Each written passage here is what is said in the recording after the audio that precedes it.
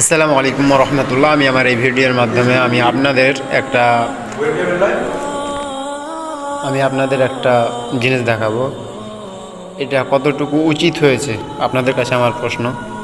এই হলো মসজিদ। আমি বর্তমানে মসজিদের ভিতরে, এখন আমি মসজিদ থেকে বের হচ্ছি। মসজিদের এটা গেট, অবশ্যই 3টা গেট আছে, তার ভিতরে এটা একটা। আর গেট বরাবর আপনারা আমার ক্যামেরার মাধ্যমে দেখতে পাচ্ছেন পোস্টার। এই পোস্টারে তিনজন ব্যক্তির ছবি দেওয়া আছে।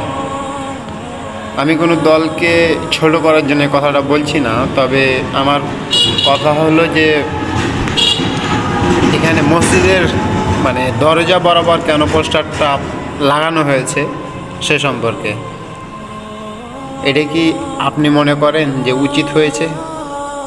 অবশ্যই কমেন্টে বলে যাবেন। তবে আমার আমি যেটা মনে করি, মসজিদের সামনে এমন পোস্টার লাগানো যেন না হয়, এই ব্যাপারে সতর্ক করার জন্য আমার এই ভিডিওটা আপনাদের সামনে দেওয়া।